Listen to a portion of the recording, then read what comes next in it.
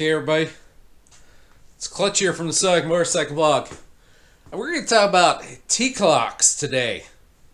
Stay tuned.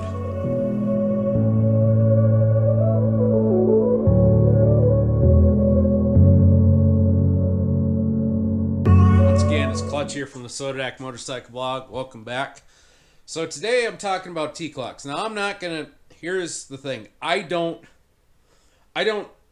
do everything the T CLOCS tells me to do. I just don't do it like in that order of T CLOCS. Now, for those of you who don't know, T CLOCS stands for an acronym. So you got T, which is tires and wheels.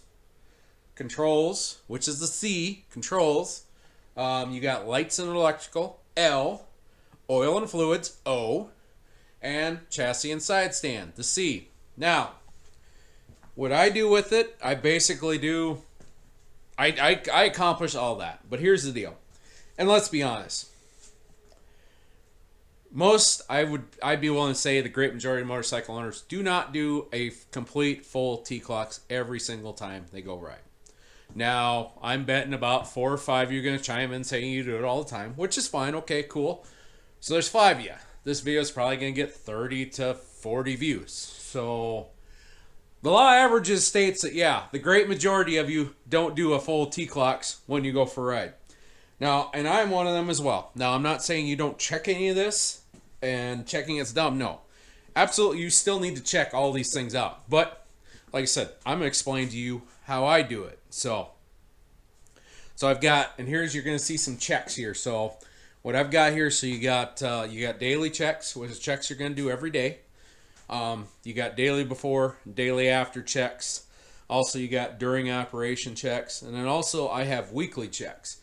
For those of you who've been in the United States Army, you'll recognize a lot of those terms come from Army PMCS, Preventive Maintenance Checks and Services. It's blocked out for, here's what you do every day. Here's what you do every week. Sometimes they got monthly checks. You got before running checks. You got after running checks. You got during checks, okay?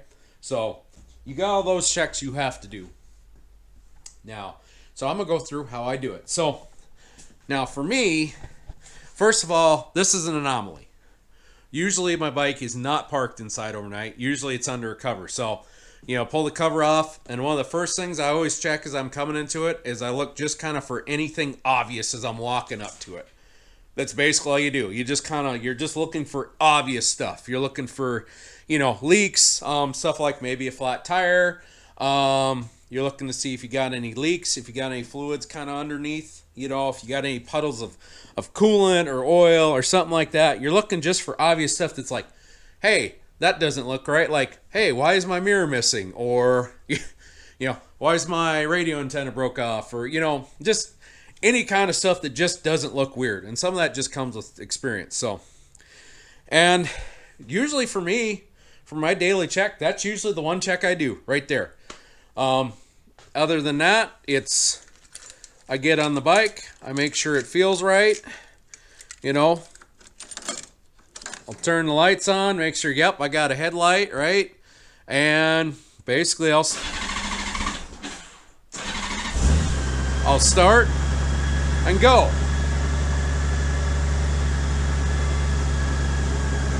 I check for little stuff like making sure like my voltmeter's running right? Make sure my RPMs are running right. Make sure I don't have any weird lights. Like if I'm running down the road, my ABS light won't be on. Also, there's an FI light on here. Make sure that's not throwing any codes for you. And this is kind of getting into your during. You're running at night, making sure your high beams are working. Making sure your turn signals are working. And some of this kind of occurs throughout the time. Making sure you got turn lights and brake lights on the back. Same deal. You're kind of, if it's dark out, it's really easy. You're just using the world. You're using your outside surroundings to tell you that, yeah, it's working or it's not working, right? Simple as that. Making sure that when you hit your brakes, you're not seeing a massive voltage drop. Anything like that, that's what you're looking for. We're going to pop outside here because let that thing idle. So basically that's what you're looking for. You're just looking for anything that's off, anything that's weird. Now you notice I haven't got to like checking oil levels or anything like that yet. Well, that stuff is coming soon here. So, but yeah, that's basically the obvious things you need to check. You just make sure things are wrong, make sure everything feels right, make sure the brakes feel like they're braking right, make sure the clutch feels right. You know, a lot of this is just let's put it this way, you'll definitely know if something's wrong. Okay, you will absolutely know 100% if something's not right, because here's the deal: if something doesn't feel right and your gut says it's something wrong, it's something wrong. Okay, so get that in your head right now. If it feels like it's wrong, it's more than likely is completely wrong. So, but we'll talk more about that a little later.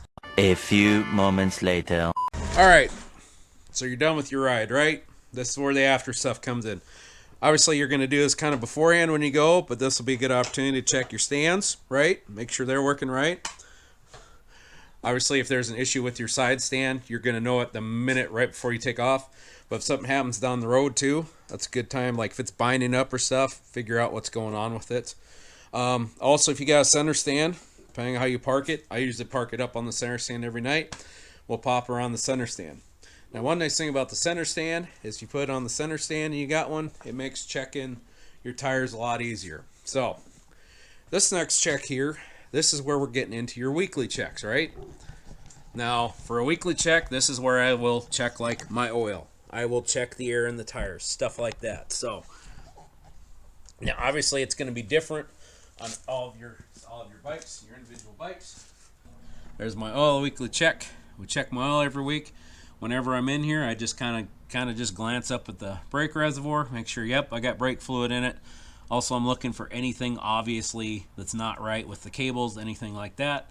But everything in here looks good. I also give another look at that radiator hose, make sure there's not like a puddle of coolant sitting right there, because I have a water-cooled engine.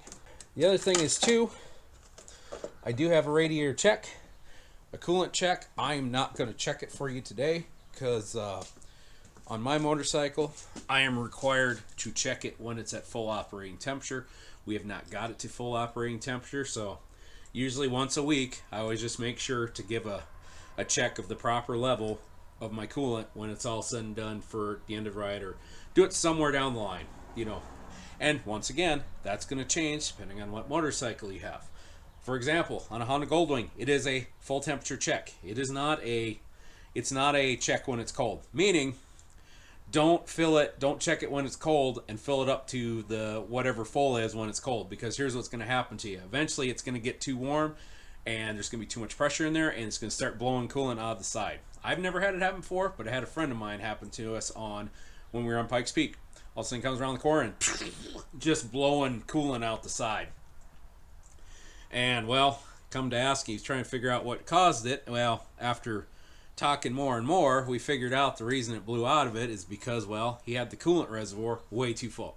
And granted, some of these Goldwings aren't the best at keeping cool at times, but it definitely didn't help that he had the thing filling plumb full. So what I'm saying is make sure that you're following your owner's manual on exactly how to do it.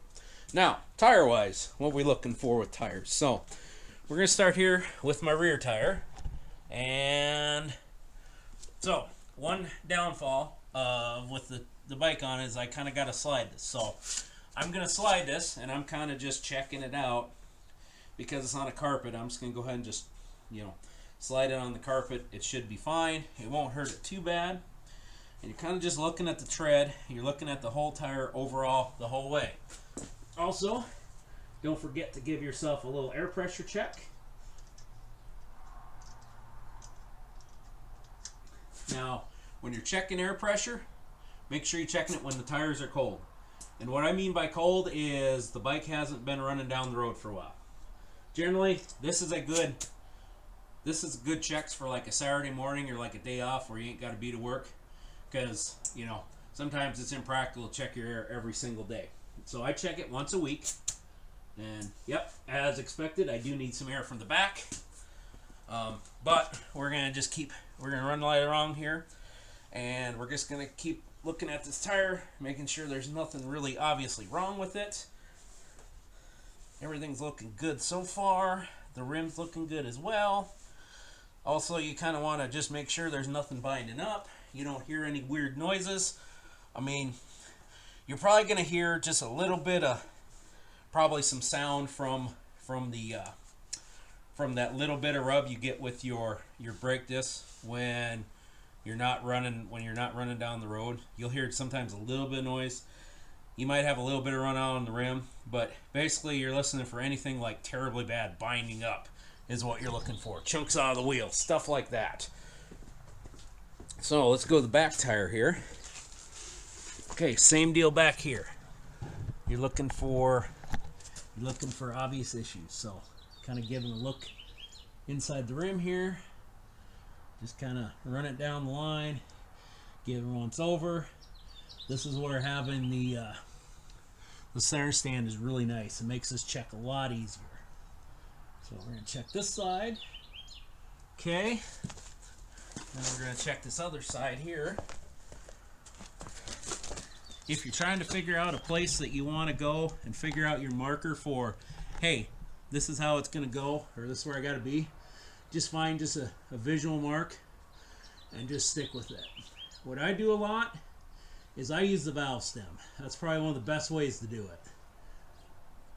Because you run it all the way around, wait till your valve stem comes back, and there you go. You've checked the tire. Tire looks good.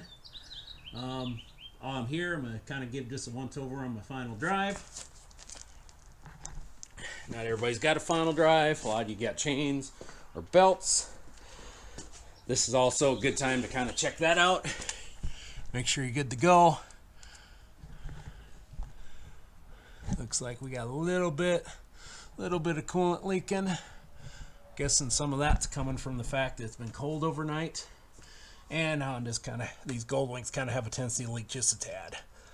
I've been kind of chasing the leak on the back end for quite a while. Just a little bit here and there. It's really annoying. So we'll check the air pressure in that tire.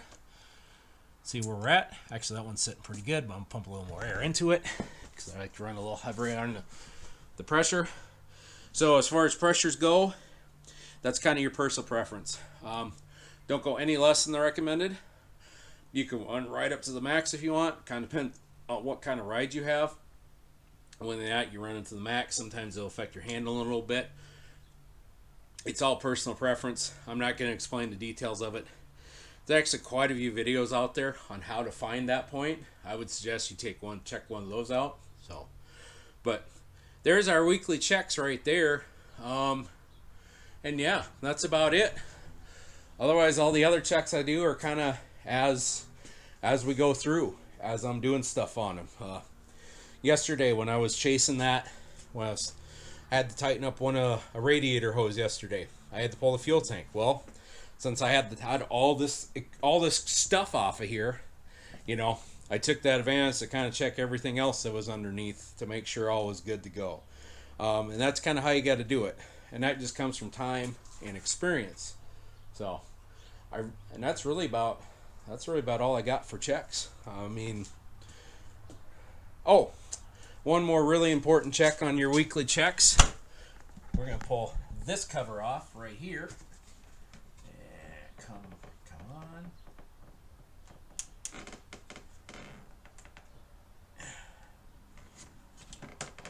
Yep, there you go. One thing with covers like that, just nice and gentle.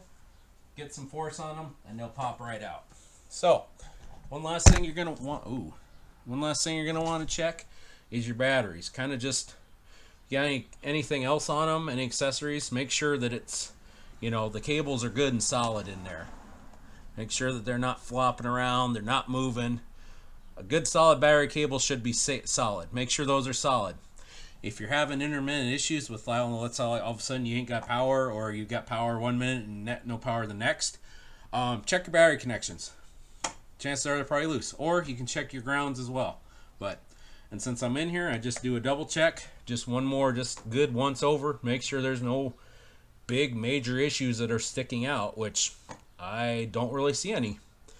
Looks like everything is all good to go. And anytime you pull a cover, same deal. Always check what the condition is underneath it. Because, like I said, especially if you got a gold wing, that's really your only opportunity. Most of your bikes, you're not going to have that many issues. Most of your bikes, you can do a full check every time. Me, it kind of depends on where I'm at as far as what kind of work I'm doing with the bike as to what checks I'm doing. But that's pretty much it for my checks.